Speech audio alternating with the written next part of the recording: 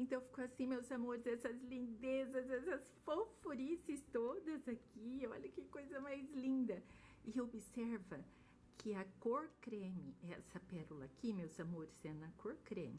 Essa aqui é na cor branca. Observa como o creme destaca no rosa. Fica mais brilhoso, fica lindo, né?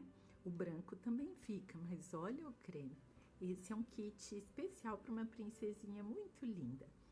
Então, aqui onde eu fiz os bicos de pato, meus amores, nós podemos colocar ou não as borrachinhas antideslizante, tá bom?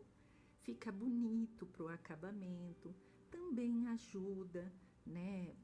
Potencializa ali a segurar um pouco mais os fios do cabelinho da criança, mas não significa que se eu não tiver a borrachinha, eu não posso vender, porque senão não vai segurar o cabelinho da criança, tá? Isso não procede, porque a presilha, ela foi feita para segurar bem direitinho o cabelo, tá? Seja da criança, do adulto, mas a borrachinha tem preço bom e vale a pena, fica bonito, né? No acessório pra gente tá vendendo também. E vocês observaram, a florzinha a gente gasta pouco, vai pouco material nela. E olha que coisa mais linda, meus amores. Em menos de 2 minutinhos você faz essa florzinha aqui. Eu faço em 1 minutinho porque eu já tenho o jeitinho de fazer, mas é questão de treino, viu? É questão de costume e você vai ver como é rápido fazer ela. Tá bom, meus amores? Então, espero que vocês tenham gostado.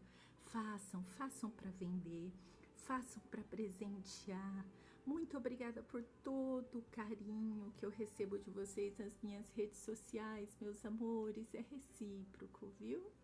Muito obrigada. Me sigam no Instagram, @elaine.arte.acessórios. Fiquem com Jeová, um beijo e até o próximo vídeo. We were driving down the coastline, windows open, hearts on fire.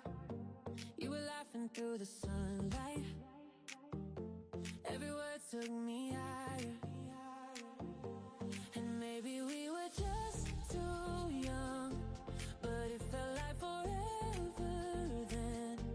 Every heartbeat, every song, I do it all again.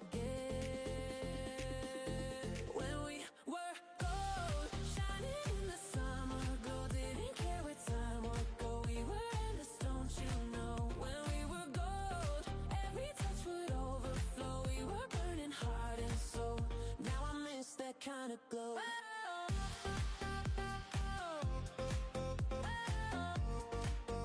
Now I miss that kind of glow.